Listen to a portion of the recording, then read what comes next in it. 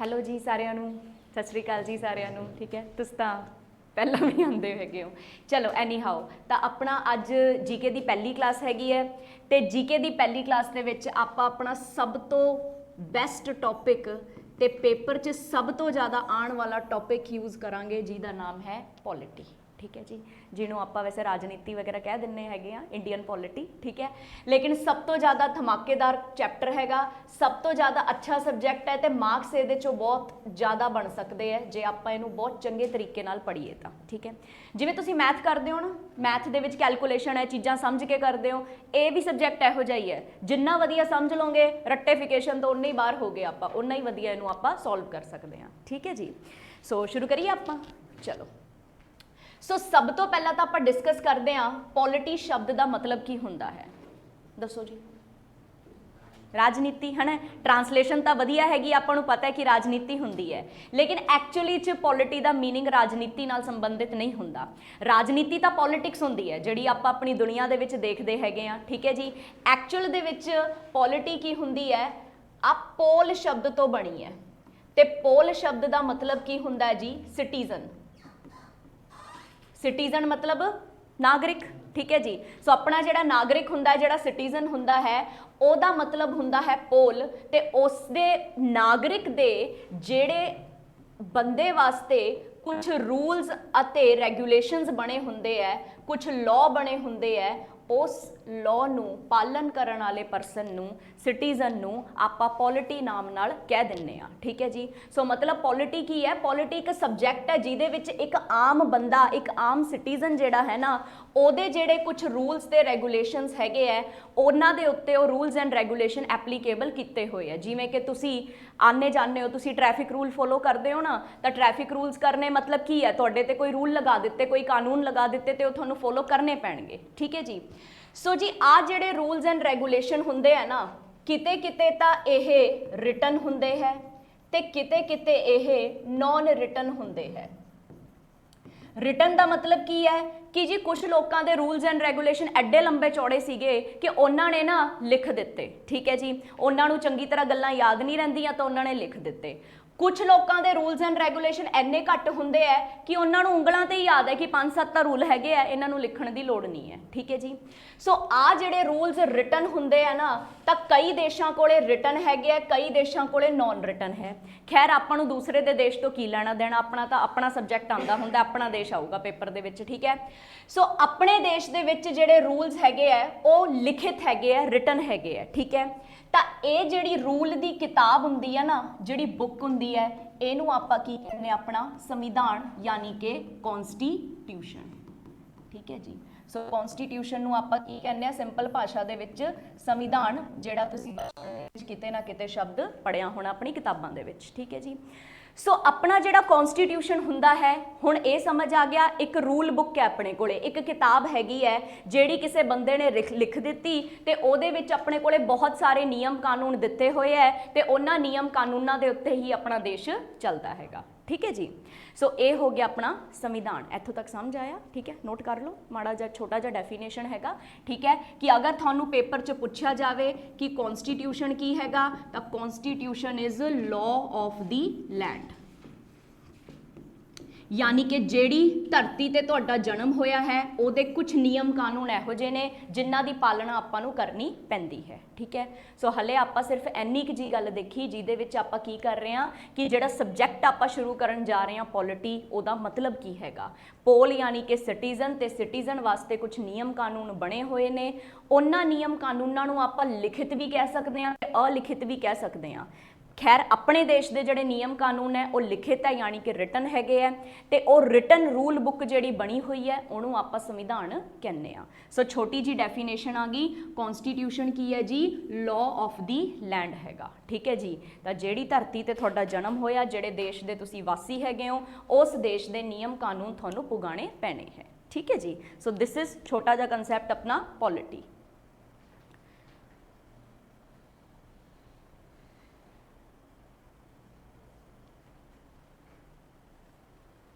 नज़र आ रहा है बेटा, दिखाई दे रहे हैं ना सारिਆਂ ਨੂੰ? ठीक है,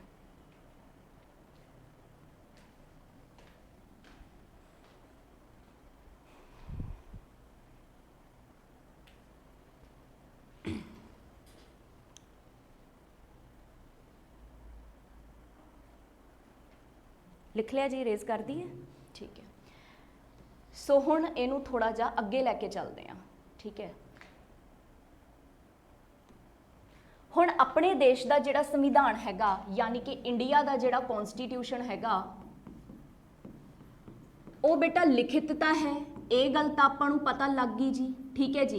लेकिन आ जिहड़ा संविधान हैगा वो लिखित होने दे नाल नाल आपां नूं एक सवाल होर दिंदा है कि जी बहुत दुनिया के संविधान लिखित है, USA दा, ब्रिटेन दा, किते चाइना दा, किते अफ्रीका दा, सारियां दे रिटन संविधान हैगे आ, ठीक है। तो जी अपना संविधान इन्हां सारियां संविधानां चों सब तो वड्डा हैगा, ठीक है। मतलब एडा लंबा चौड़ा आपां लिख के रख दिता हैगा कि आपां ही भुल जाने आ।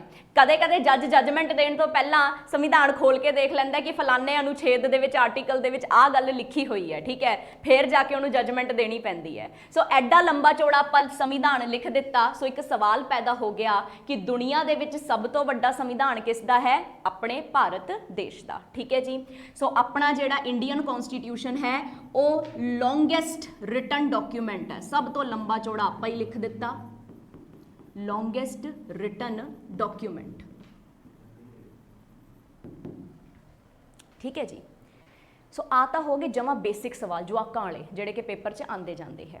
हुण आपां पहुंचदे हां मुद्दे दे उत्ते कि आखिर आ संविधान किने लिखिया, की रचना होई, की जरूरत पै गई सी आपां नूं संविधान लिखण दी, ठीक है जी। तो उहदे वास्ते जिहड़ी एक अपने पास्ट दे विच एक बैकग्राउंड दे विच अंग्रेज़ां दा जमाना आया सी ना, उहनूं स्टडी करदे हां, ठीक है। ਤਾਂ ਬਈ ਹੋਇਆ ਕੀ ਸੀ 1600 ਦੇ ਵਿੱਚ ਅੰਗਰੇਜ਼ ਆਪਣੇ ਦੇਸ਼ ਦੇ ਵਿੱਚ ਆ ਗਏ ਸੀ ਈਸਟ ਇੰਡੀਆ ਕੰਪਨੀ ਬਣ ਕੇ, ਠੀਕ ਹੈ ਜੀ। ਇਹਨਾਂ ਨੂੰ ਆਪਾਂ ਪੜਾਂਗੇ ਪੂਰੀ ਡਿਟੇਲ ਦੇ ਵਿੱਚ ਜਦੋਂ ਆਪਾਂ ਹਿਸਟਰੀ ਪੜਾਂਗੇ, ਠੀਕ ਹੈ। ਤਾਂ ਈਸਟ ਇੰਡੀਆ ਕੰਪਨੀ ਆਪਣੇ ਦੇਸ਼ ਦੇ ਵਿੱਚ ਰਾਜ ਕੀਤਾ, ਕਾਫੀ ਸਾਲ ਇਹਨਾਂ ਨੇ ਰਾਜ ਕੀਤਾ। ਫਿਰ ਜੀ ਕੁਝ ਇਹੋ ਜਿਹਾ ਹੋਇਆ, ਆਪਾਂ ਇੱਕ ਅੰਦੋਲਨ ਛੇੜ ਲਿਆ। ਅੰਦੋਲਨ ਸੀਗਾ 1857 ਦਾ, ਜਿਹਨੂੰ ਤੁਸੀਂ ਕਹਿੰਦੇ ਹੋ 1857 ਦਾ ਸੰਗਰਾਮ ਯਾਨੀ ਕਿ ਰਿਵੋਲਟ। एक ਇਹੋ जी रिवोल्ट ਆਪਾਂ छेड़ ਲਈ जिस ਦੇ ਵਿੱਚ ਆਪਾਂ ईस्ट इंडिया कंपनी ਦੇ ਵਿਰੁੱਧ ਲੜੇ ਸੀ। ਆ ਤੁਸੀਂ ਫਿਲਮਾਂ 'ਚ ਸੀਰੀਅਲ ਦੇ ਵਿੱਚ ਦੇਖਦੇ ਹੋਵੋਗੇ ਨਾ, ਰਾਣੀ ਝਾਂਸੀ ਲੜੀ ਸੀ, ਤਾਂਤਿਆ ਟੋਪੇ ਜੀ ਲੜੇ ਸੀਗੇ, ਠੀਕ ਹੈ, ਨਾਨਾ ਸਾਹਿਬ ਲੜੇ ਸੀ, ਆਪਣੇ ਆਖਰੀ ਬਹਾਦਰ ਸ਼ਾਹ ਜ਼ਫਰ ਜਿਹੜੇ ਆਖਰੀ ਮੁਗਲ ਕਿੰਗ ਸੀਗੇ ਉਹ ਲੜੇ ਸੀਗੇ। ਤਾਂ ਮਤਲਬ ਕੀ ਹੈ ਕਿ ਇਸ ਰਿਵੋਲਟ ਦੇ ਵਿੱਚ ਬਹੁਤ ਕੁਝ ਬਦਲ ਗਿਆ ਸੀ। ਆਪਣੇ ਆਖਰੀ ਜਿਹੜੇ ਮੁਗਲ ਰੂਲਰ ਸੀਗੇ ਉਹਨਾਂ ਦਾ ਰੂਲ ਸਮਾਪਤ ਹੋ ਗਿਆ, ਉਹਨਾਂ ਦੀ ਮ੍ਰਿਤਿੂ ਹੋ ਗਈ ਤੇ ਉਸ ਤੋਂ ਬਾਅਦ ਸਿੱਧਾ कंपनी तो अपने देश दे उत्ते ब्रिटिश गवर्नमेंट दा यानी कि सिद्धा महाराणी दा राज शुरू हो गया।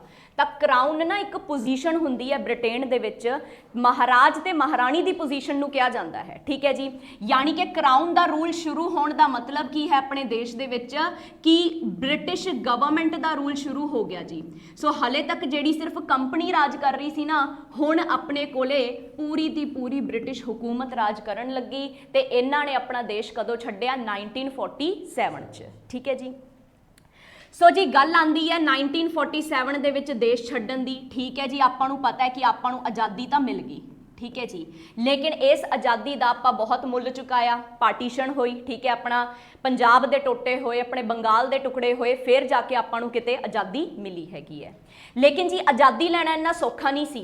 जे आपां नूं लगदा है ना कि सिर्फ आपां आज़ादी वास्ते संग्राम लड़े है तां ही आपां नूं आज़ादी मिली है, एक्चुअल दे विच जदों आपां संग्राम लड़ रहे सी ना तां अंग्रेज़ां ने आपां नूं अलग अलग तरीके दे ऑफर दिते सी। आपां सारे हिस्टरी च पढ़ांगे, जिवें अगस्त ऑफर दिता, क्रिप्स प्रपोजल दिता। लेकिन जदों आपां इन्हां सारे प्रपोजल्स नूं एक्सैप्ट नहीं किया, रिजैक्ट करते गए, तो अंग्रेज़ां ने हार मन ली कि यार हुण इंडिया नूं छड्डना ही पएगा। लेकिन जी इंडिया नूं छड्डण तो पहलां अपने अंग्रेज़ां ने आपां नूं एक सवाल पुछया कि ना तो तुहाडे देश च कोई राजा राणी, ना तुहाडे देश की कोई सरकार, असीं तुहानूं किवें छड्ड के जाइए जी? या तो तुसीं एक काम करो, अपने देश का ना संविधान लिख लो। जे तुसीं अपने देश का संविधान लिख लिया, असीं यह मान लिया कि हाँ भी जी तुसीं संविधान लिखण जोगे हो गए, हुण तुसीं देश नूं जिहड़ा है असीं छड्ड के जा सकदे हां, तुसीं अपना देश आपे चला सकदे हो। नहीं तां असीं ऐ नहीं छड्ड के जांदे जी, पूरी दुनिया साडी निंदा करूगी कि पहलां तां तुसीं 200 साल राज कर लिया हिंदुस्तान ते जदों तुहाडा मतलब सारा मतलब निकल गया ते फिर तुसीं उस देश नूं छड्ड के बाहर आ गए, जदों उन्हां ने तुहाडी कोई गल मननी स्वीकारनी समझी, ठीक है। सो इस लई अंग्रेज़ां ने आपां नूं की कहा कि जी तुसीं संविधान की रचना कर लो, असीं तुहाडा देश छड्ड दांगे, ठीक है जी। ਹੁਣ ਬਈ ਆਪਾਂ ਨੂੰ ਕੀ ਪਤਾ ਸੰਵਿਧਾਨ ਦੀ ਰਚਨਾ ਕਿਵੇਂ ਹੁੰਦੀ ਹੈ, ਆਪਾਂ ਤਾਂ ਇੰਨੇ ਸਾਲਾਂ ਤੋਂ ਰਾਜ ਦੇ ਵਿੱਚ ਹੀ ਰਹਿ ਰਹੇ ਸੀਗੇ। ਤਾਂ ਫਿਰ ਅੰਗਰੇਜ਼ਾਂ ਨੇ, ਆਪਾਂ ਹੀ ਅੰਗਰੇਜ਼ਾਂ ਨੂੰ ਰਿਕੁਐਸਟ ਕੀਤੀ, ਜਿਵੇਂ ਉਸ ਵੇਲੇ ਆਪਣੇ ਲੀਡਰ ਹੁੰਦੇ ਸੀ ਜਵਾਹਰ ਲਾਲ ਨਹਿਰੂ, ਮਹਾਤਮਾ ਗਾਂਧੀ ਵਰਗੇ ਲੋਕ ਹੁੰਦੇ ਸੀ, ਇਹੀ ਫਿਰ ਅੰਗਰੇਜ਼ਾਂ ਨੂੰ ਜਾ ਕੇ ਪੁੱਛਦੇ ਨੇ, ਦੱਸੋ ਜੀ ਕੋਈ ਹੱਲ ਤਾਂ ਪਾਓ ਸਾਨੂੰ, ਤੁਸੀਂ ਤਾਂ ਗੱਲ ਕਹਿ ਕੇ ਸਾਈਡ ਤੇ ਹੋ ਗਏ, ਦੱਸੋ ਤਾਂ ਅਸੀਂ ਕਿਵੇਂ ਆਪਣੇ ਸੰਵਿਧਾਨ ਦੀ ਰਚਨਾ ਕਰੀਏ।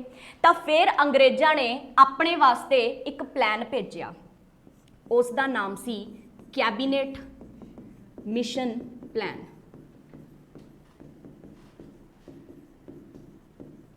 ਹੁਣ ਜੀ ਕਈ ਵਾਰੀ ਕੀ ਹੈ, ਮੈਂ ਨਾ ਅੱਜ ਤੱਕ ਮਤਲਬ ਬਹੁਤ ਸਾਲ ਹੋ ਗਏ ਪੜ੍ਹਾਉਂਦੇ ਨੂੰ, ਕਈ ਵਾਰੀ ਮੈਂ ਜਵਾਕਾਂ ਨੂੰ ਪੁੱਛਿਆ, ਜਿਵੇਂ ਕਿ ਤੁਹਾਡੀ ਆਵਾਜ਼ ਆਈ ਸੀ ਸ਼ਾਇਦ, ਮਤਲਬ ਮੈਨੂੰ ਲੱਗਦਾ ਤੁਸੀਂ ਇਹ ਪੜ੍ਹਿਆ ਹੋਇਆ ਹੈ ਨਾ। ਤਾਂ ਮਤਲਬ ਕੀ ਹੈ ਕਿ ਪਹਿਲਾਂ ਵੀ ਮੈਂ ਕਈ ਵਾਰੀ ਸਟੂਡੈਂਟ ਤੋਂ ਪੁੱਛਦੀ ਹੈਗੀ ਆ ਕਿ ਯਾਰ ਜੀ ਇਹ ਕੈਬਨਿਟ ਦਾ ਮਤਲਬ ਕੀ ਹੁੰਦਾ ਹੈ। ਤਾਂ ਮੈਨੂੰ ਕਈ ਲੋਕੀ ਜਵਾਬ ਦਿੰਦੇ ਕਿ ਮੈਡਮ ਆ 3-4 ਬੰਦੇ ਜਿਹੜੇ ਸੀਗੇ ਇਹ ਨਾ ਕੈਬਿਨ ਦੇ ਵਿੱਚ ਬੈਠੇ ਸੀਗੇ ਤੇ ਕੈਬਿਨ 'ਚ ਬੈਠ ਕੇ ਇਹਨਾਂ ਨੇ ਕੁਝ ਲਿਖ ਦਿੱਤਾ ਸੀਗਾ, ਲਾਅ ਦੇ ਦਿੱਤੇ ਸੀ, ਤਾਂ ਇਹਨੂੰ ਕੈਬਨਿਟ ਮਿਸ਼ਨ ਪਲਾਨ ਕਿਹਾ ਜਾਂਦਾ ਹੈ। ਠੀਕ ਹੈ, ਇਹੋ ਜਿਹਾ ਕੁਝ ਨਹੀਂ ਹੈ ਜੀ। ਕੈਬਨਿਟ ਦਾ ਮਤਲਬ ਕੀ ਹੁੰਦਾ ਹੈ, ਤੁਹਾਡਾ ਜਿਹੜਾ ਬ੍ਰਿਟੇਨ ਹੈ ਨਾ, ਉਹਦੀ ਜਿਹੜੀ ਪਾਰਲੀਮੈਂਟ ਹੈ, ਜਿਹੜਾ ਉਹਨਾਂ ਦਾ ਮੰਤਰੀ ਮੰਡਲ ਚੱਲ ਰਿਹਾ ਨਾ, ਉਸ ਮੰਤਰੀ ਮੰਡਲ ਦੇ ਬੰਦਿਆਂ ਨੂੰ ਕੈਬਨਿਟ ਕਿਹਾ ਜਾਂਦਾ ਹੈ। ਜਿਵੇਂ ਤੁਸੀਂ ਅਖਬਾਰਾਂ ਦੇ ਵਿੱਚ ਪੜ੍ਹਦੇ ਹੋਵੋਗੇ ਕਿ ਅੱਜ ਕੈਬਨਿਟ ਨੇ ਆਹ ਜਿਹੜੀ ਬਿੱਲ ਹੈਗਾ ਇਹਨੂੰ ਪਾਸ ਕਰ ਦਿੱਤਾ, ਇਹਨੂੰ ਸਲਾਮੀ ਦੇ ਦਿੱਤੀ, ਇਹ ਕਰ ਦਿੱਤਾ, ਉਹ ਕਰ ਦਿੱਤਾ, ਹੈ ਨਾ। ਤਾਂ ਮਤਲਬ ਆਪਾਂ ਕੀ ਪੜ੍ਹਦੇ ਹਾਂ ਕਿ ਆਪਣਾ ਜਿਹੜਾ ਪ੍ਰਧਾਨ ਮੰਤਰੀ ਹੁੰਦਾ ਹੈ ਨਾ, ਉਹਨੂੰ ਸਹਿਯੋਗ ਕਰਨ ਵਾਸਤੇ ਉਹਦਾ ਮੰਤਰੀ ਮੰਡਲ ਹੁੰਦਾ ਹੈ। ਉਸੇ ਮੰਤਰੀ ਮੰਡਲ ਦੇ ਕੁਝ ਕੁ ਬੰਦੇ ਆਪਾਂ ਚੂਜ਼ ਕਰਦੇ ਹਾਂ ਤੇ ਆਪਾਂ ਕੈਬਨਿਟ ਦਾ ਨਿਰਮਾਣ ਕਰ ਲੈਂਦੇ ਹਾਂ। ਠੀਕ ਹੈ ਜੀ। ਸੋ ਤੁਸੀਂ ਫਿਲਹਾਲ ਇਸ ਨੂੰ ਨਾ ਸਿਰਫ ਇੰਨਾ ਸਮਝੋ ਕਿ ਇਹ ਕੀ ਹੈਗਾ, ਇੱਕ ਮੰਤਰੀ ਮੰਡਲ ਹੈਗਾ ਤੇ ਇਸ ਮੰਤਰੀ ਮੰਡਲ ਦੇ 3 ਬੰਦੇ ਆਪਣੇ ਕੋਲੇ ਆਏ ਸੀਗੇ, 3 ਪਰਸਨਸ, ਜਿਨ੍ਹਾਂ ਦਾ ਨਾਮ ਪੇਪਰ 'ਚ ਜ਼ਰੂਰੀ ਹੈ। ਤੇ ਉਹ 3 ਬੰਦੇ ਕਿਹੜੇ ਸੀਗੇ? ਸਭ ਤੋਂ ਪਹਿਲਾਂ ਤਾਂ ਸੀਗਾ ਜੀ A.V. ਅਲੈਗਜ਼ੈਂਡਰ।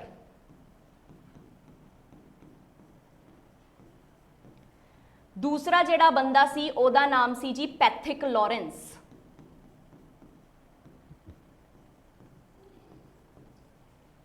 ਤੇ ਤੀਸਰਾ ਜਿਹੜਾ ਬੰਦਾ ਸੀ ਉਹਦਾ ਨਾਮ ਸੀਗਾ ਜੀ ਸਟੈਫਰਡ ਕ੍ਰਿਪਸ।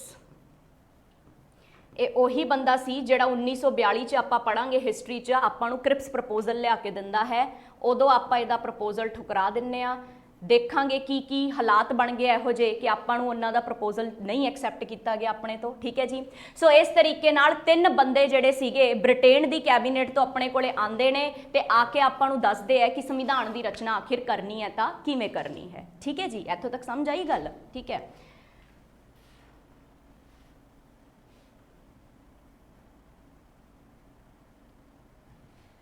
ਚਲੋ, ਸੋ ਹੁਣ ਆਪਾਂ ਗੱਲ ਕਰਦੇ ਹਾਂ ਕਿ ਆ ਜਿਹੜੇ 3 ਬੰਦੇ ਸੀ ਇਹਨਾਂ ਨੇ ਆਖਿਰ ਇਸ ਪਲਾਨ ਦੇ ਵਿੱਚ ਆਪਾਂ ਨੂੰ ਕੀ ਦੱਸਿਆ।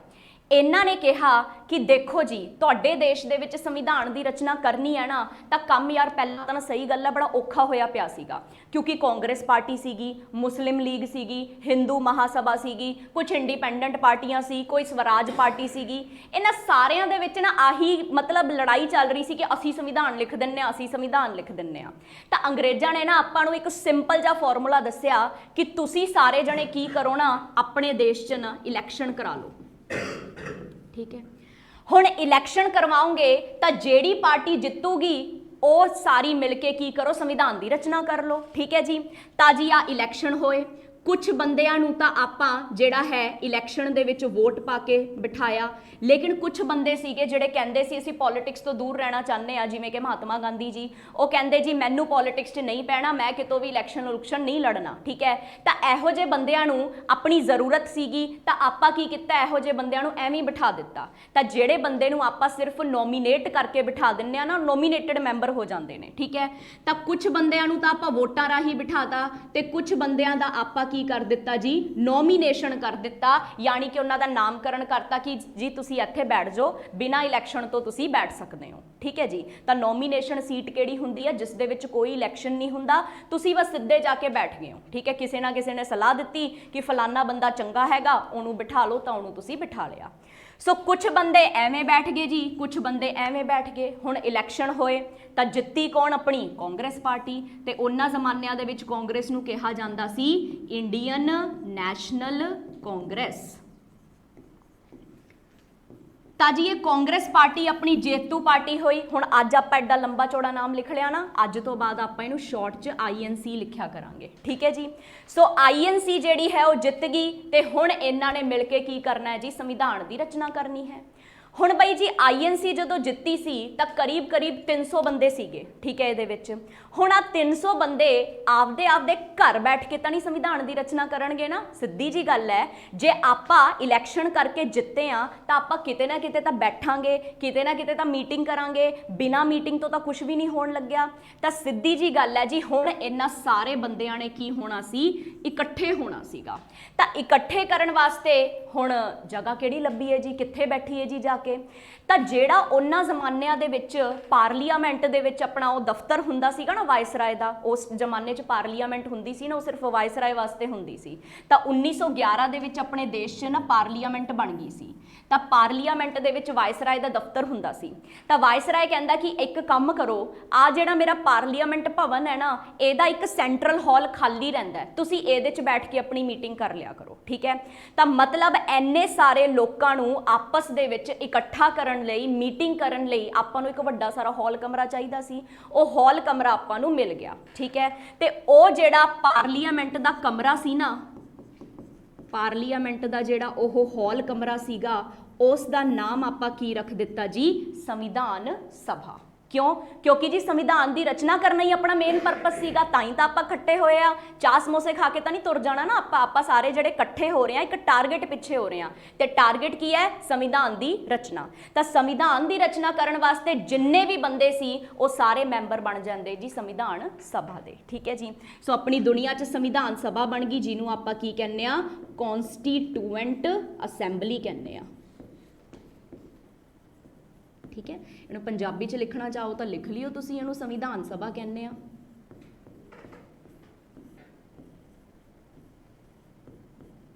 ਮੈਨੂੰ ਪੰਜਾਬੀ ਛੱਡੇ ਬਹੁਤ ਸਾਲ ਹੋ ਗਏ ਆ, ਠੀਕ ਹੈ। ਤਾਂ ਸਪੈਲਿੰਗ ਸਪੂਲਿੰਗ ਤੁਸੀਂ ਆਪੇ ਠੀਕ ਕਰ ਲਿਓ। ਤਾਂ ਸੰਵਿਧਾਨ ਸਭਾ ਜਿਹੜੀ ਹੈਗੀ ਹੈ ਉਹ ਕੌਂਸਟੀਟਿਊਐਂਟ ਅਸੈਂਬਲੀ ਹੈ, ਠੀਕ ਹੈ ਜੀ। ਤਾਂ ਅਸੈਂਬਲ ਦਾ ਮਤਲਬ ਹੀ ਕੀ ਹੁੰਦਾ, ਇਕੱਠੇ ਹੋਣਾ ਜੀ, ਠੀਕ ਹੈ। ਆਪਾਂ ਸਾਰੇ ਇਕੱਠੇ ਹੋ ਗਏ ਤੇ ਇਕੱਠੇ ਹੋ ਕੇ ਹੁਣ ਆਪਾਂ ਸੰਵਿਧਾਨ ਸਭਾ ਜਿਹੜੀ ਹੈਗੀ ਹੈ ਉਹ ਬਣਾ ਲਈ, ਠੀਕ ਹੈ।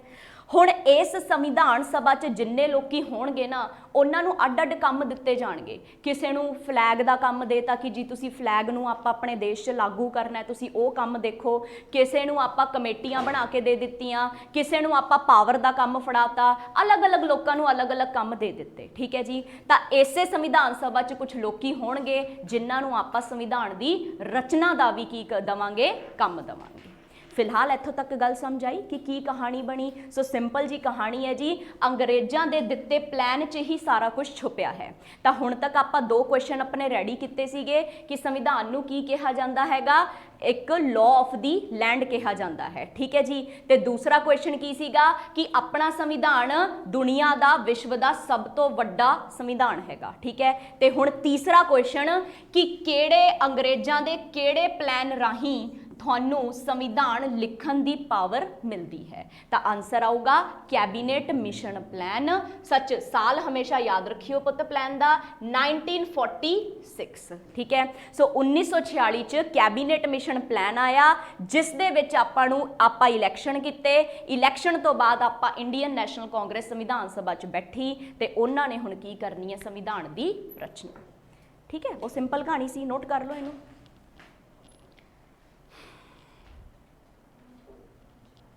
नीचे कर दूं, अच्छा।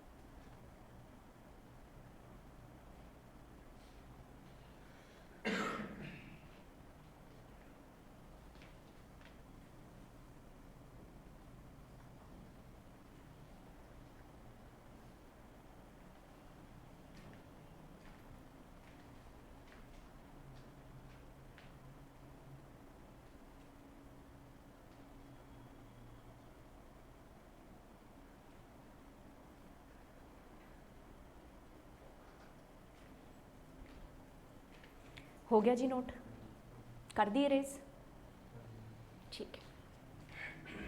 चलो जी,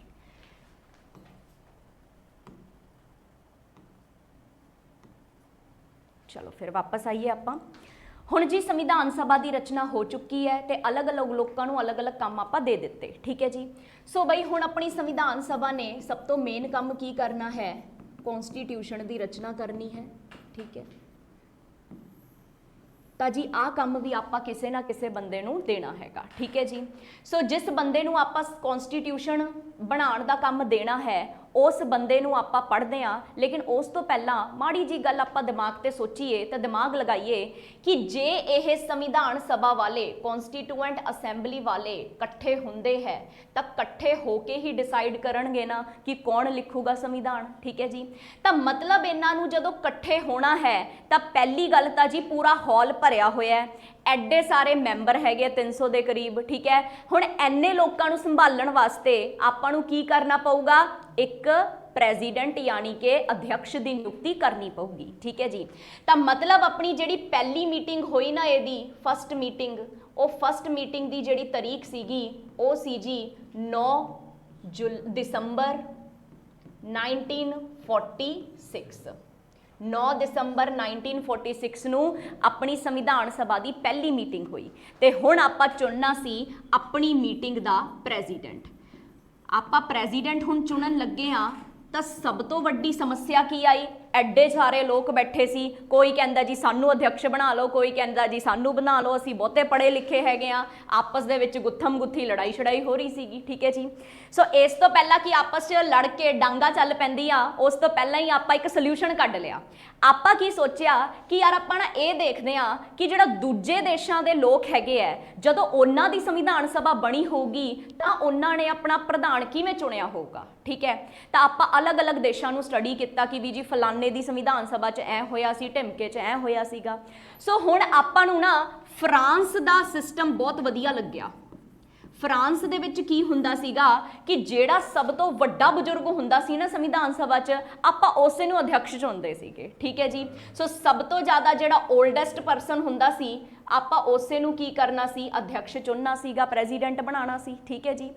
हुण जी ये सिस्टम आपां नूं वधिया लग्या, आपां सोचा कि लड़ाई खत्म, जिहड़ा बुजुर्ग आपां उहनूं बना लईए, ठीक है जी। सो फिर आपां की कीता जी, अपनी संविधान सभा च सब तो बुजुर्ग जिहड़ा बंदा बैठा सीगा आपां उहनूं ही चुन लिया ते उन्हां दा नाम सी जी सच्चिदानंद सिन्हा। हुण जी सिन्हा साहब नूं आपां चूज कर लिया, ठीक है। सिन्हा साहब सीगे बुजुर्ग जे, ठीक है जी। सो बई फ्रांस दे विच ते अपनी कंट्री च ना जमीन आसमान का फर्क है। हुण फ्रांस दे विच तां 70-80 साल के जिहड़े बुढ़े हुंदे ना बोझा भी ढो लैंदे आ, काम भी कर लैंदे है। अपने इत्थे 70-80 साल का बुढ़ा मंजे लग्या हुंदा हैगा, ठीक है जी। सो कहण दा मतलब की है कि उन्हां वर्गी फिजिकल स्ट्रेंथ अपने कोले नहीं हुंदी सी। सो सच्चिदानंद सिन्हा साहब नूं आपां कह तां दित्ता, हुण ये भी उठ के आए जी लैक्चर देण वास्ते, हिलदे डुलदे जे बेचारे आ रहे सीगे, ठीक है जी। सो हिलदे डुलदे जे आ रहे सी ते आके कहंदे मेरे प्यारे भाइयों और बहनों, ठीक है। जदों इन्हां ने एवें बोलिया, वधिया लैक्चर दिता अपना 2-3 घंटे, शाम तक तां जी खबर ही आ गई, ठीक है ना। मारना नहीं आपां बंदा, ठीक है जी। सो शाम तक खबर आ गई कि जी उन्हां दी तबीयत थोड़ी जी खराब हो गई है। सो आपां नूं लग्या कि जी तबीयत खराब हो गई, अगले दिन आपां छुट्टी करती जी संविधान सभा दी, ठीक है। हुण बई अगले दिन छुट्टी तां करती, लेकिन जी आपां ये सोचिया कि जे ये ज़्यादा ही बोल गए तो ज़्यादा ही इन्हां दी तबीयत खराब हो गई तां किते 12 दिन की छुट्टी ना करनी पै जे आपां नूं, ठीक है जी। सो इसलिए आपां की कीता जी, अपनी जिहड़ी अगली मीटिंग सीगी, सैकेंड मीटिंग सी, उहदे विच आपां की कहा, सैकेंड मीटिंग अपनी हुई 11 तरीक नूं, 11 दिसंबर 1946 नूं। तां उहदे च आपां डिसाइड किया कि यार आपां नहीं देखदे कि दूजे देशां च की चलदा है, आपां अपने वल्लों ना सर्वसम्मति नाल एक बंदे नूं चूज कर लैंदे आ, ठीक है जी। जेड़ा मतलब उम्र वजों भी ठीक होवे, पढ़िया लिखिया भी होवे, एक्सपीरियंस भी होवे, ठीक है जी। तां फिर आपां की कीता जी, इस मीटिंग दे दिन अपने दूसरे प्रधान आपां चुन ले, सैकेंड प्रेजिडेंट, जिन्हां दा नाम सी जी डॉक्टर राजिंदर प्रसाद। राजिंदर प्रसाद। सो इन्हों आप चूज कर लिया, ठीक है जी। सो मतलब दूसरे अध्यक्ष बने ये ते पहले अध्यक्ष कौन बने सी जी, सच्चिदानंद सिन्हा, ठीक है जी। हुण एक चीज़ करते हैं आप, जिवें ना मैं कई पेपर देखे है, कई पेपरां च पता की सवाल पूछा जाता है, इन्हां चों किहड़ा परमानेंट सी ते किहड़ा टैंपरेरी सीगा, इहो जिहे सवाल पूछे जाते हैं, ठीक है बई। पता नहीं मैनूं ये सवाल क्यों पूछे जाते हैं, तुसीं वधिया लैवल के पेपर देखोगे ना तो इहो जिहे सवाल नहीं पूछे जाते, पता क्यों?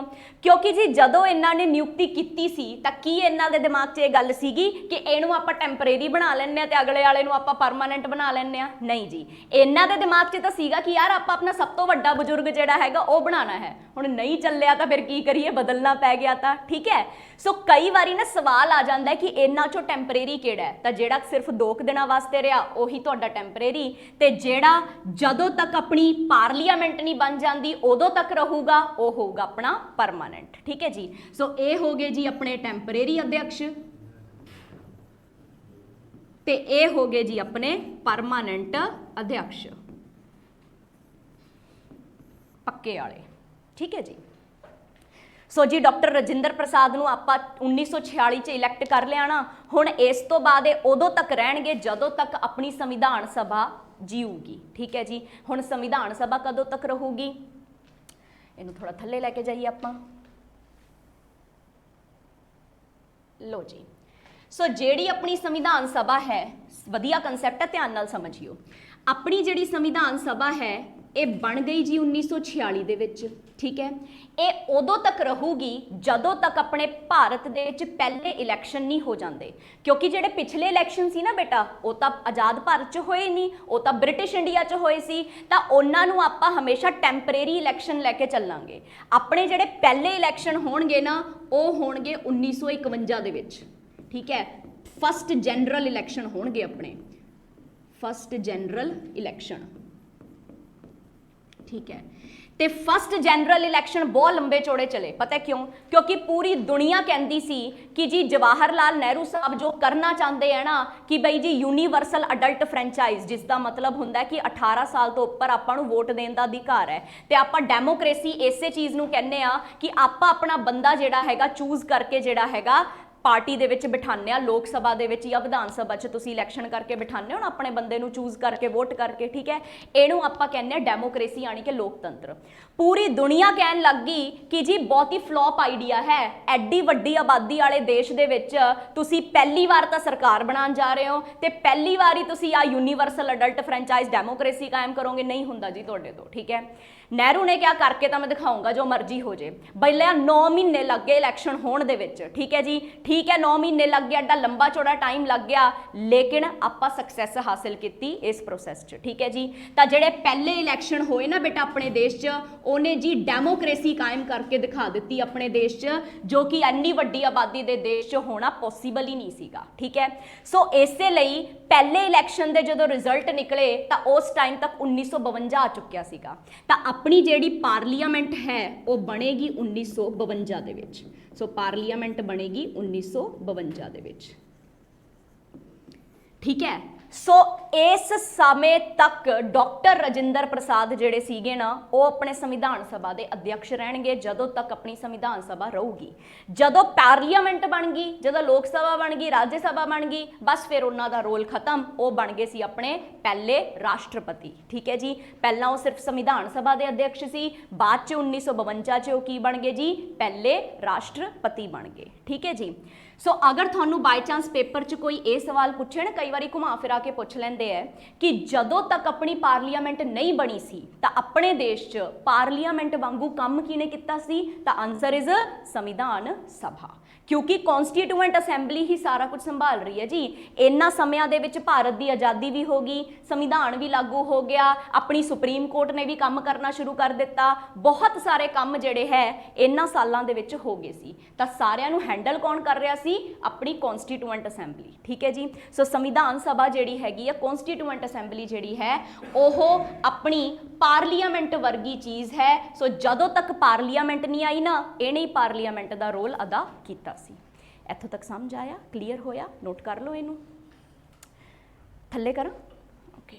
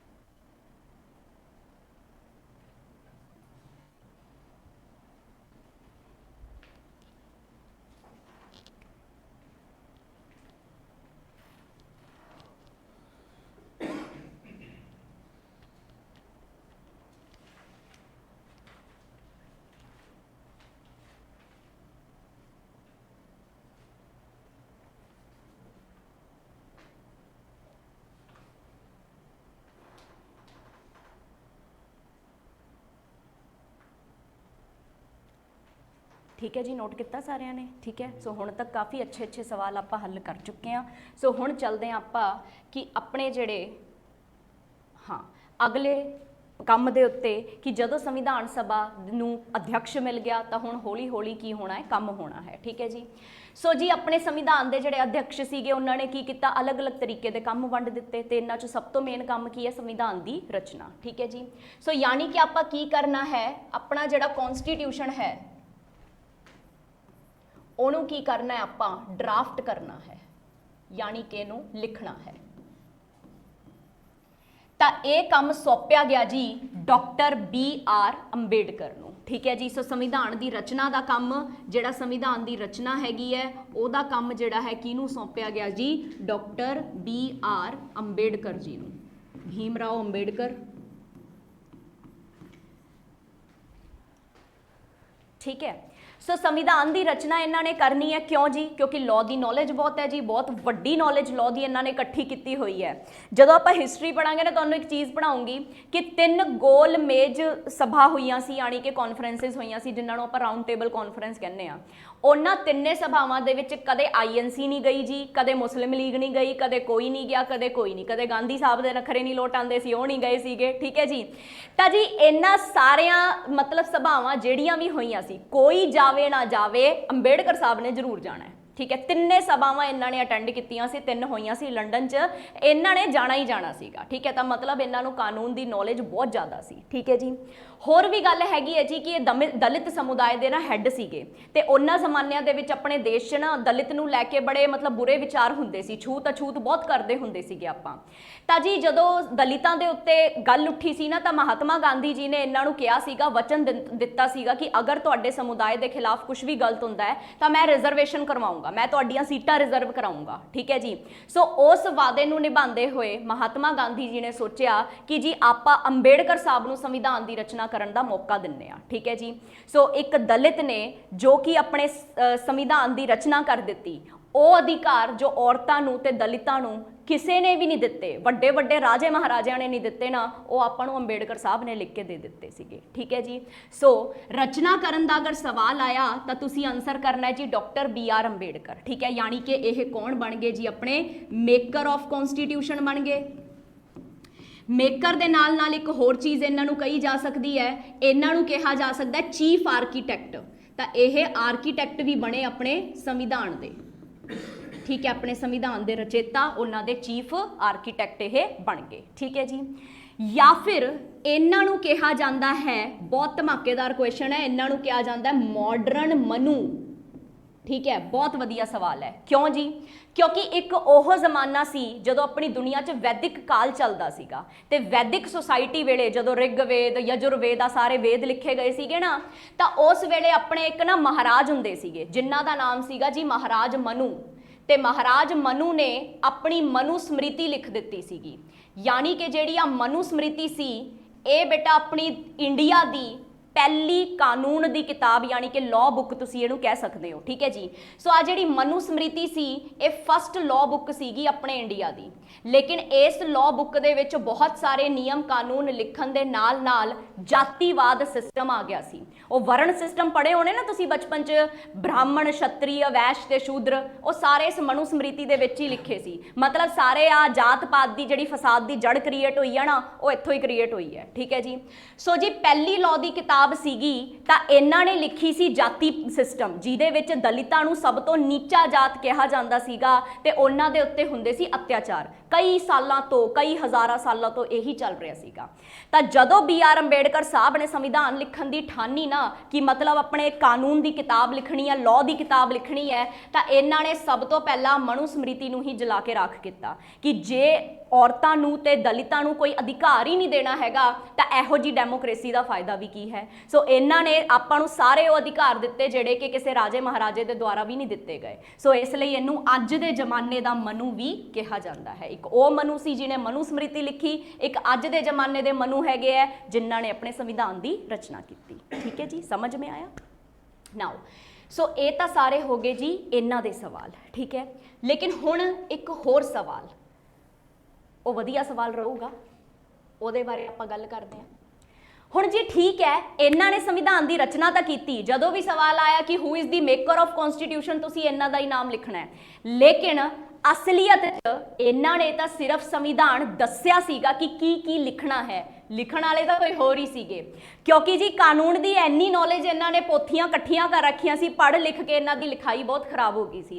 तो जिहड़े बहुते पढ़े लिखे हुंदे ना, जिवें डॉक्टरां नूं वाला पढ़ना पैंदा, उन्हें लिखाई नहीं समझ आती, ठीक है। डॉक्टर की पर्ची ते की लिखिया हुंदा है, वो बस एक कैमिस्ट वाला ही समझ सकता है की लिखिया हुंदा है, मैं तो लुट भाई हुण तेरी वारी है, तू भी लुट लै ठीक है। सो दवाइयां दी पुड़ियां वो 1000 1500 की बन दिंदे हैगे आ, ठीक है। सो कहण दा मतलब है, आपां जोक्स नूं साइड ते रख के गल करदे आ कि जी अपने संविधान लिखण वाले कोई होर परसन सी जिन्हां दी हैंड राइटिंग बहुत सिरा होवे, ठीक है जी। तो बेटा जिन्हां दी हैंड राइटिंग बहुत वधिया हुंदी है ना, उन्हां नूं कैलीग्राफिस्ट कहा जाता है। तुसीं इंग्लिश की क्लास च भी ये गल पढ़ोगे। कैलीग्राफिस्ट कौन हुंदा है? जिहदी लिखाई, जिहदी हैंड राइटिंग बहुत वधिया होवे। तां उन्हां ज़मानिਆਂ ਦੇ ਵਿੱਚ ਜਿਹੜੇ ਸਭ ਤੋਂ ਵਧੀਆ हैंड राइटिंग वाले बंदे इन्हां नूं टक्करे, उन्हां दा नाम सीगा जी प्रेम नारायण बिहारी रायजादा। छोटा जिहा नाम है, बस इन्हां दा याद रखना आपां, ठीक है जी। सो प्रेम नारायण बिहारी रायजादा वो परसन सी जिन्हां ने एक्चुअली दे विच संविधान नूं लिखिया है अपनी हैंड राइटिंग च, ठीक है जी। तो जिहड़ा बंदा लिखदा है ना, ਉਹਨੂੰ बेटा या तो राइटर कहने आपां, या फिर सही भाषा का इस्तेमाल करिए तो ਉਹਨੂੰ आपां स्क्राइब कहने आ। लिखण वाले बंदे नूं स्क्राइब कहा जाता है, जिहड़ा पैन नाल किसी चीज़ नूं लिखदा है, आपदा दिमाग नहीं लगांदा। दिमाग लगाण वाला काम अंबेडकर साहब ने किया, लेकिन उसनूं पन्ने ते उतारन वाला काम किन्ना ने किया जी? प्रेम नारायण बिहारी रायजादा ने, ठीक है जी। सो एक्चुअली दे विच संविधान इन्हां दे द्वारा लिखिया गया।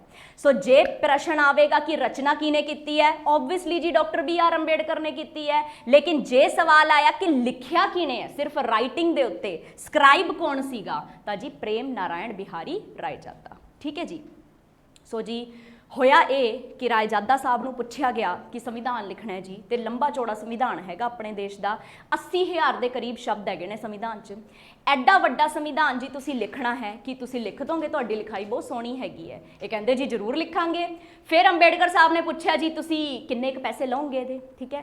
ये कहंदे जी कीमत तो लवांगे, लेकिन कीमत रुपया च नहीं होनी। असीं रायजादे हाँ, उन्हां ज़मानिਆਂ ਦੇ ਵਿੱਚ रायजादे राय बहादुर बहुत रिच बंदे हुंदे सीगे। कहंदे जी साडे कोले जिन्ना पैसा है ना, तुसीं दे नहीं सकदे उन्ना सानू, ठीक है जी। सो कहण दा मतलब की है, इन्हां ने कहा कि कीमत तो लगेगी, लेकिन कीमत च मैनूं पैसा नहीं चाहिए, मैनूं रॉयल्टी चाहिए है। रॉयल्टी का मतलब की हुंदा कि इन्हां दा नाम बोलना चाहिए कि संविधान के असली लेखक कौन है, वो ये हैगे। ते वो किवें पता चलूगा? इन्हां ने कहा कि संविधान के हर एक पन्ने दे थल्ले मेरा नाम लिखिया होना चाहिए, ते संविधान के आखिरी पन्ने ते मेरा ते मेरे दादा जी का नाम लिखिया होना चाहिए। कि शर्त मंजूर है तो मैं लिख देना, पैसे वैसे मैनूं कोई नहीं चाहिए। तो उही गल होई जी, शर्त मंजूर की। अज तुसीं संविधान डाउनलोड करके देखो, बॉटम पन्ने ते इन्हां दा ही नाम लिखिया होया हैगा, ठीक है जी। सो एक्चुअल राइटर है अपने संविधान दे। सही वधिया सवाल सी ना। चलो फिर नोट करो हुण इन्नी इन्फॉर्मेशन, फिर आपां अगे चलीए। थल्ले तारीए आपां इन्हां नूं थोड़ा जा, आ जाओ आ जा।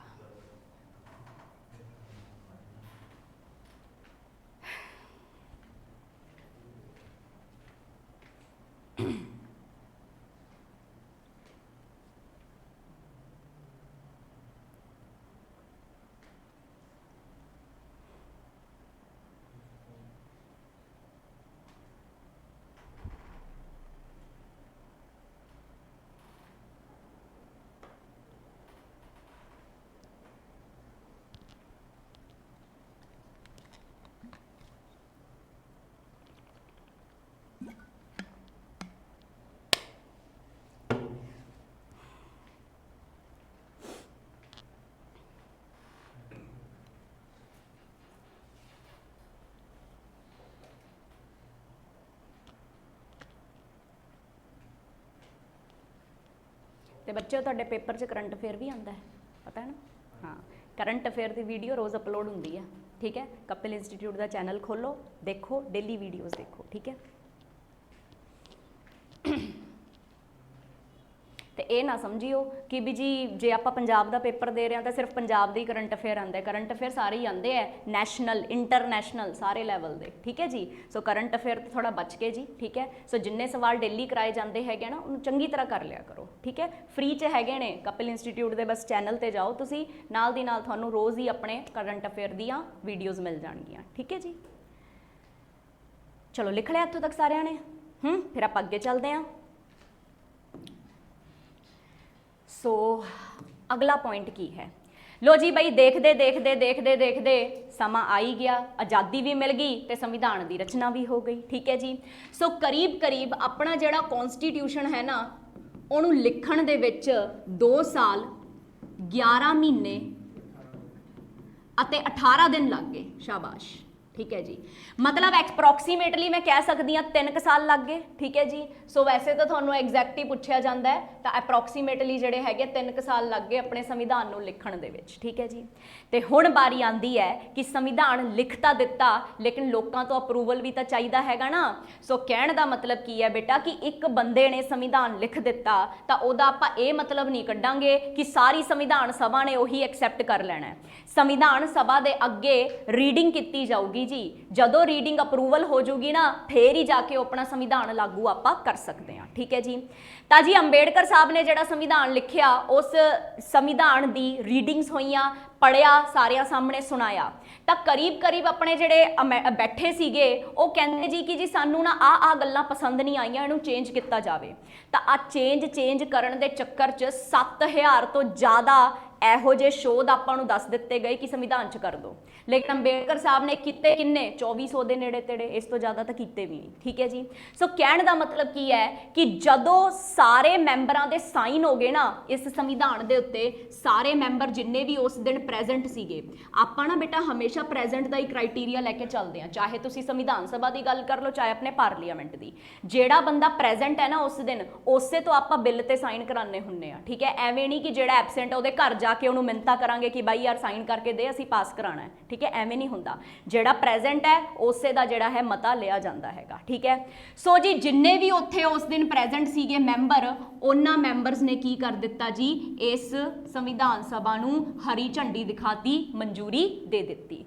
ते वो ऐतिहासिक दिन सीगा 26 नवंबर 1949 दा।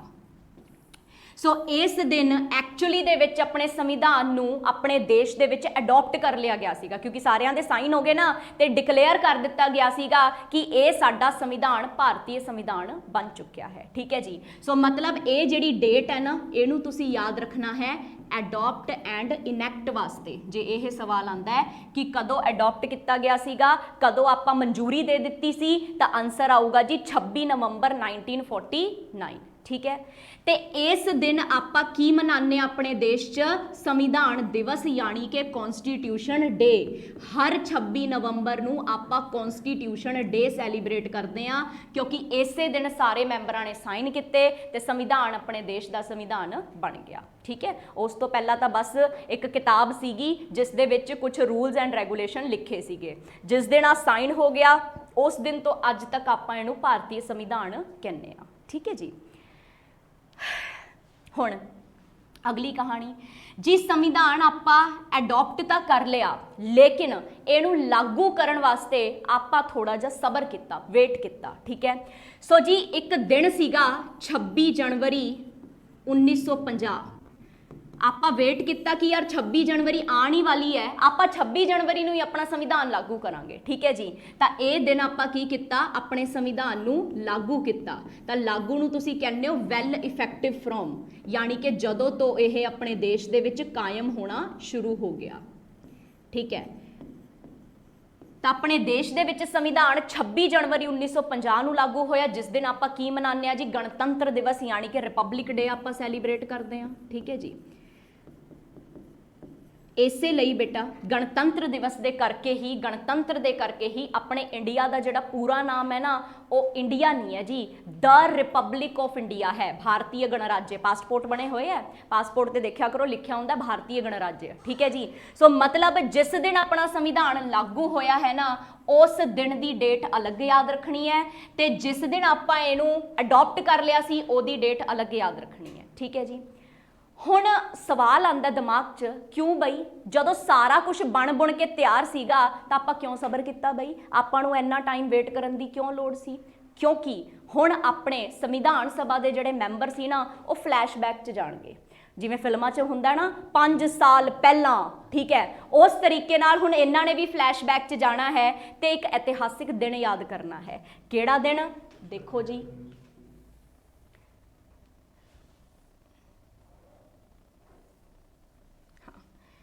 ਸੋ ਜਿਹੜਾ ਦਿਨ ਇਹਨਾਂ ਨੇ ਯਾਦ ਕਰਨਾ ਹੈ ਉਹਦੇ ਬਾਰੇ ਆਪਾਂ ਗੱਲ ਕਰੀਏ।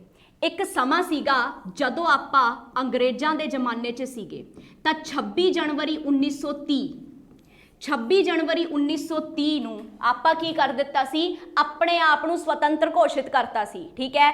ਅੰਗਰੇਜ਼ ਆਜ਼ਾਦੀ ਦੇਣ ਨਾ ਦੇਣ, ਸਾਨੂੰ ਡੱਕਾ ਨਹੀਂ ਫਰਕ ਪੈਂਦਾ ਜੀ, ਅਸੀਂ ਆਪਣੇ ਆਪ ਨੂੰ ਜਿਹੜਾ ਹੈਗਾ ਘੋਸ਼ਿਤ ਕਰਤਾ ਕਿ ਅਸੀਂ ਸੁਤੰਤਰ ਹੈਗੇ ਹਾਂ, ਠੀਕ ਹੈ ਜੀ। ਤਾਂ ਮਤਲਬ ਹਿੰਦੁਸਤਾਨ ਨੇ ਪਹਿਲੀ ਵਾਰੀ first time independence day celebrate ਕੀਤਾ, ਸੁਤੰਤਰਤਾ ਦਿਵਸ ਸੈਲੀਬ੍ਰੇਟ ਕੀਤਾ ਸੀਗਾ, ਠੀਕ ਹੈ। ਲੇਕਿਨ ਆਹ ਇੰਡੀਪੈਂਡੈਂਸ ਡੇ ਇਹਨਾਂ ਨੇ ਬ੍ਰਿਟਿਸ਼ ਇੰਡੀਆ ਦੇ ਵਿੱਚ ਸੈਲੀਬ੍ਰੇਟ ਕੀਤਾ ਸੀਗਾ, ਠੀਕ ਹੈ। ਤਾਂ ਪਹਿਲੀ ਦਫਾ ਇੰਡੀਪੈਂਡੈਂਸ ਡੇ ਸੈਲੀਬ੍ਰੇਟ ਹੋਇਆ ਜੀ ਬ੍ਰਿਟਿਸ਼ ਇੰਡੀਆ ਦੇ ਵਿੱਚ, ਤੇ ਉਹ ਤਾਰੀਖ ਸੀਗੀ ਜੀ 26 ਜਨਵਰੀ 1930। ਸੋ ਜੀ 20 ਸਾਲ ਬਾਅਦ ਹੀ ਉਹ ਹਾਲਾਤ ਹੋਣ ਵਾਲੇ ਸੀ, ਉਹ ਡੇਟ ਆਉਣ ਵਾਲੀ ਸੀ, ਤਾਂ ਕਰਕੇ ਆਪਾਂ ਜਿਹੜਾ ਹੈਗਾ ਥੋੜਾ ਜਿਹਾ ਸਬਰ ਕਰ ਲਿਆ ਕਿ ਵੀ ਜੀ ਚਲੋ ਥੋੜਾ ਜਿਹਾ ਟਾਈਮ ਤਾਂ ਹੈਗਾ, ਆਪਾਂ ਇਸੇ ਦਿਨ ਯਾਦ ਰੱਖਾਂਗੇ, ਇਸੇ ਦਿਨ ਲਾਗੂ ਕਰਾਂਗੇ, ਤਾਂ ਕਿ ਆਉਣ ਵਾਲੀਆਂ ਆਪਣੀਆਂ ਜਿਹੜੀ ਫਿਊਚਰ ਜਨਰੇਸ਼ਨ ਹੈ, ਸਦੀਆਂ ਤੱਕ, ਪੀੜ੍ਹੀਆਂ ਤੱਕ ਲੋਕੀ ਇਸ ਦਿਨ ਨੂੰ ਭੁੱਲਣ ਨਾ ਕਿ ਆਪਾਂ ਅੰਗਰੇਜ਼ਾਂ ਦੇ ਦਬਾਅ 'ਚ ਰਹਿੰਦੇ ਹੋਏ ਵੀ ਆਪਣੇ ਆਪ ਨੂੰ ਸੁਤੰਤਰ ਘੋਸ਼ਿਤ ਕੀਤਾ ਸੀ, ਤੇ ਇਸ ਦਿਨ ਆਪਾਂ ਆਪਣਾ ਤਿਰੰਗਾ ਵੀ ਫਹਿਰਾਇਆ ਸੀਗਾ, ਠੀਕ ਹੈ ਜੀ। ਸੋ ਮਤਲਬ ਬਹੁਤ ਹੀ ਇਤਿਹਾਸਿਕ ਦਿਨ ਸੀਗਾ ਆਪਣੇ ਜੀਵਨ ਦੇ ਵਿੱਚ ਇਹ 26 ਜਨਵਰੀ 1930 ਦਾ। ਇਸੇ ਦਿਨ ਨੂੰ ਯਾਦ ਕਰਦਿਆਂ ਹੋਇਆ ਆਪਾਂ ਕੀ ਕੀਤਾ ਜੀ, 26 ਜਨਵਰੀ ਤੱਕ ਇੰਤਜ਼ਾਰ ਕੀਤਾ, ਠੀਕ ਹੈ। ਹੁਣ ਲਿਖਣ ਤੋਂ ਪਹਿਲਾਂ ਇੱਕ ਲਾਸਟ ਪੁਆਇੰਟ ਹੋਰ ਕਰ ਲਓ। ਜੇ ਤਾਂ ਤੁਹਾਨੂੰ ਪੇਪਰ 'ਚ ਸਵਾਲ ਆਏਗਾ ਕਿ ਭਾਰਤ ਨੇ ਆਪਣਾ ਪਹਿਲਾ ਇੰਡੀਪੈਂਡੈਂਸ ਡੇ ਕਦੋਂ ਸੈਲੀਬ੍ਰੇਟ ਕੀਤਾ, ਠੀਕ ਹੈ, ਮੈਂ ਲਿਖ ਦਿੰਨੀ ਆ। ਜੇ ਤੁਹਾਨੂੰ ਸਵਾਲ ਆਵੇ ਕਿ ਇੰਡੀਆ ਨੇ ਇੰਡੀਆਜ਼ ਫਸਟ ਇੰਡੀਪੈਂਡੈਂਸ ਡੇ, ਫਿਰ ਤਾਂ ਜੀ ਤੁਸੀਂ ਆਨਸਰ ਜਿਹੜਾ ਟਿਕ ਕਰਨਾ ਹੈ ਨਾ ਉਹ 15 ਅਗਸਤ ਹੀ ਕਰਨਾ ਹੈ, 15 ਅਗਸਤ 1947। ਕਿਉਂਕਿ ਬੇਟਾ ਜਦੋਂ ਆਪਾਂ ਨੂੰ ਇੱਥੇ ਇੰਡੀਆ ਲਿਖਿਆ ਹੋਇਆ ਨਾ ਤਾਂ ਮਤਲਬ ਆਪਾਂ ਆਜ਼ਾਦ ਭਾਰਤ ਦੀ ਗੱਲ ਕਰ ਰਹੇ ਹਾਂ। ਜੇ ਲਿਖਿਆ ਹੁੰਦਾ ਬ੍ਰਿਟਿਸ਼ ਇੰਡੀਆ ਫਿਰ ਤੁਸੀਂ ਉਹ ਵਾਲੀ ਤਰੀਕ ਟਿਕ ਕਰਨੀ ਹੈ, ਠੀਕ ਹੈ। ਸੋ ਆਪਣੇ ਨਾ ਸਬਜੈਕਟ ਹੀ ਇਹੋ ਜਿਹਾ ਹੈ, ਇੱਕ ਸ਼ਬਦ ਬਦਲਦੇ ਹੀ ਨਾ ਆਨਸਰ ਬਦਲ ਜਾਊਗਾ। ਹਿਸਟਰੀ 'ਚ ਵੀ ਤੁਸੀਂ ਆਹੀ ਪੜੋਗੇ। ਪਹਿਲੇ ਕੌਣ ਸੀ ਜਿਨ੍ਹਾਂ ਨੇ ਆਪਣੇ ਭਾਰਤ 'ਚ ਅਟੈਕ ਕੀਤਾ? ਆਰੀਅਨ। ਇੱਕ ਸ਼ਬਦ ਹਟਾ ਦਾਂ ਮੈਂ ਇਹਦੇ ਵਿੱਚੋਂ, ਪਹਿਲੇ ਮੁਸਲਿਮ ਕੌਣ ਸੀ ਜਿਹਨੇ ਅਟੈਕ ਕੀਤਾ? ਆਨਸਰ ਹੀ ਬਦਲ ਗਿਆ ਜੀ, ਮੁਹੰਮਦ ਬਿਨ ਕਾਸਿਮ ਬਣ ਗਿਆ ਆਨਸਰ, ਠੀਕ ਹੈ। ਸੋ ਇਸ ਤਰੀਕੇ ਦੇ ਨਾਲ ਪਹਿਲੀ ਮਹਿਲਾ ਜਿਹੜੀ ਇੰਡੀਅਨ ਨੈਸ਼ਨਲ ਕਾਂਗਰਸ ਦੀ ਪ੍ਰਧਾਨ ਹੋਵੇ, ਐਨੀ ਬੈਸੈਂਟ। ਇੱਕ ਸ਼ਬਦ ਜੋੜਦਾ, ਪਹਿਲੀ ਭਾਰਤੀ ਮਹਿਲਾ ਜਿਹੜੀ ਇੰਡੀਅਨ ਨੈਸ਼ਨਲ ਕਾਂਗਰਸ ਦੀ ਪ੍ਰਧਾਨ ਹੋਵੇ, ਸਰੋਜਨੀ ਨਾਇਡੂ, ਠੀਕ ਹੈ। ਸੋ ਇੱਕ ਸ਼ਬਦ ਨਾਲ ਹੀ ਸਵਾਲ ਦਾ ਜਵਾਬ ਬਦਲ ਜਾਂਦਾ ਹੈ। ਸੋ ਧਿਆਨ ਰੱਖਣਾ ਆਪਣਾ ਸਬਜੈਕਟ ਹੀ ਇਹੋ ਜਿਹਾ ਹੈ, ਠੀਕ ਹੈ ਜੀ। ਸੋ ਜੇ ਇੰਡੀਆ ਸ਼ਬਦ ਕੱਲਾ ਦਿਖ ਗਿਆ ਤਾਂ ਆਨਸਰ ਜੀ 15 ਅਗਸਤ। ਜੇ ਬ੍ਰਿਟਿਸ਼ ਇੰਡੀਆ ਸ਼ਬਦ ਦਿਖ ਗਿਆ ਆਨਸਰ ਇਜ਼ 26 ਜਨਵਰੀ 1930। ਸਮਝ ਆਇਆ ਜੀ? ਪੱਕੀ ਗੱਲ ਹੈ, ਨੋਟ ਕਰੋ ਹੁਣ। ਓਹੋ